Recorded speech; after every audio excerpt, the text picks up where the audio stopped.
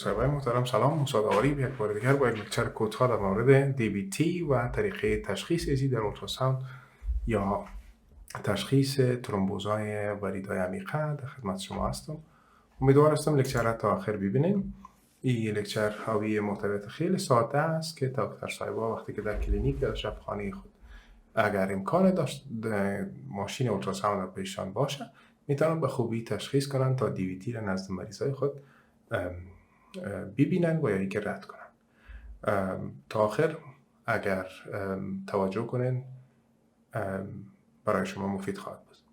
همچنان یادتان نره اگر به چینل ما سابسکرایب کنین میتونین از ویدیوهای جدیده که مندازیم از او هم برآمد شوید.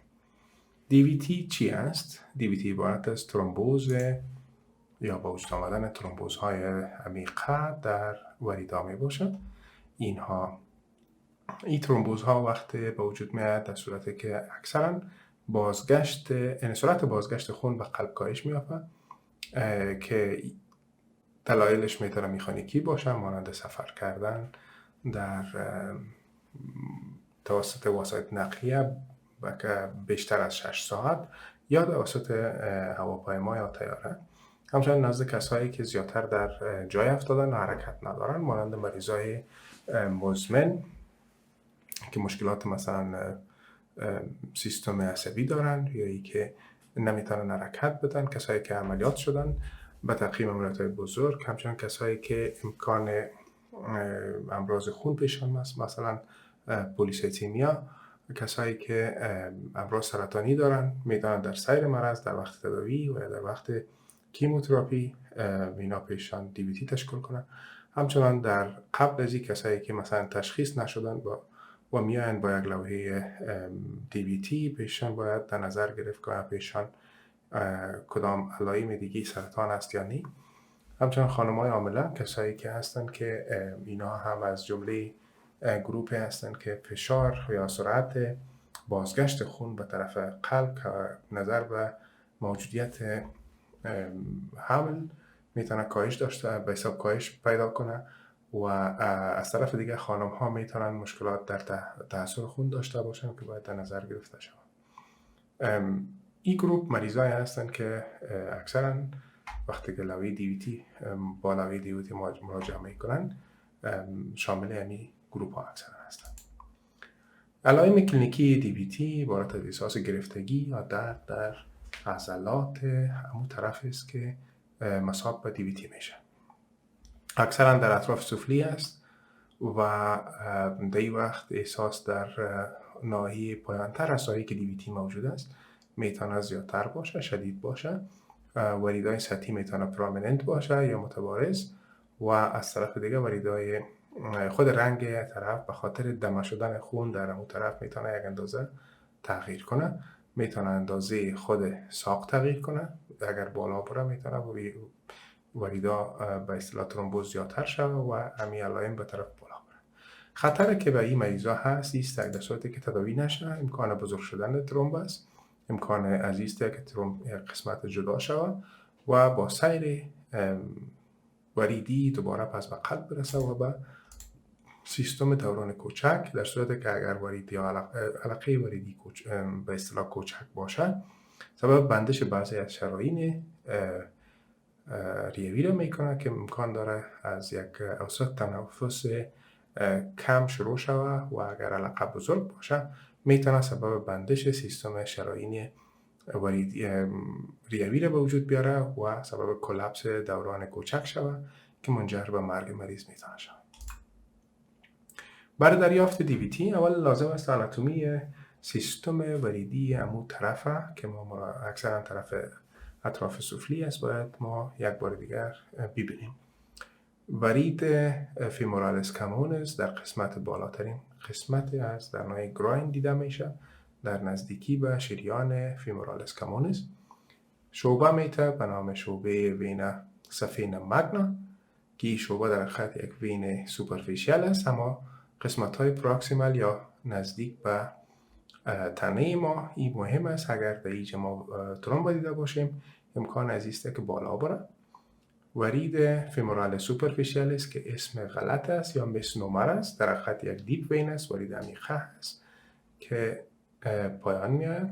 ورید فیمورالس دیپ که در حقیقت ایه ورید کوچک است، اسمش دیپ است که چه غلط نکنید. ورید پوپلیتیا وریدهای کوچک عمیقه ساق پای است که به نام ترایفارکاتور یا ساحه است که سیب شعبه میته پوپلیتیا که اینجا باید ما ببینیم. در حقیقت 5 ساحه را وقتی که ما ببینیم و از ترومب ایره در این ساحات نباشه، پیش مریض به فیصدی 98% ما میتونیم بگوییم که ترومب تحسس نکرده.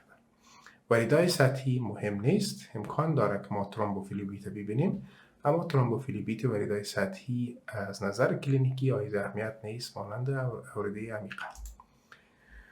برای دیدن وریدهای عمیقه باید مریض وضعیت را بگیره که به نام فراگ شیپ یا وضعیتی که پایش به شکل اکستندد روتیشن میگیره، اکسترنال روتیشن و یک اندازه فلکشن در قسمت زانو میبینه. در این صورت ما وریدها را به شکلی که در دیاگرام نشان داده میشه ما میتونیم ببینیم. بر دیدن وینا فیمورالس کامونس ما در قسمت بالاترین جایی که فقط وینا و ارتری فیمورالس دیده میشه ما میتونیم پروب خود قرار بدیم. پروب ما پروب لاینر است. میبینید از نظر ساخته تصویری که برای ما داده تصویر به شکل است، تصویر 4 کنجه هست و در اینجا ما اگر فشار بدیم بالای وین کلاپس میکنه اگر چیز داخلش نباشه. در صورتی که اگر باشه ترومب میتونیم دایرکت ترومب به شکل هایپر ایکوجن یا ایزو ایکوجن ببینیم و وقتی کامپرس میکنیم وین کلاپس نمیکنه. از طرف دیگه میتونیم توسط داپلر جریان در داخل وین خود ما کنترل کنیم. آرتری به شکل پلساتایل میده، وین به شکل دوامدار جریان در خود نشان میده. طریقه خیلی ساده است، باید دکتر صاحبای ما از این استفاده کنیم. پایانتر در ساحه دوم که است که بارد از وقتی است که ما وین سفینه از وین فیمورالس کامونس جدا شده. خود وین فیمورالس کامونس است، آرتری فیمورالس است و وین سفینه را میتونیم ببینیم. در صورت فشار دادن این دوتا باید کلاپس کنه. در صورت موجودیت ترومب کلاپس نمیکنه و داخلش ما میتونیم مستقیما ترومب رو ببینیم. در دیاگرام خود میبینیم که یک اندازه پایان تر میاییم و اینجا هم شما میبینید وقتی پروب از قسمت گروین به طرف 5 سانتی پایان بیایم میتونیم ما سفینه را ببینیم. و تعقیب از او وین فیمورال سوپرفیشیالیس که دیپ وین است، این را میتونیم با می شکل تا آخر در سیر خود وین و ارتری پالو در پالو ببینیم. وقتی که نزدیک به زانو میشیم دیدن وین فیمورالس سوپرفیشیالیس یک اندازه مشکل میشه. بنابراین است بخصوصا وقتی اگر بخوایم فشار بدیم ما باید فشار نه از این طرف بلکه از طرف عقب ما باید فشار بدیم تا ببینیم تا کلاپس میکنه یا نه.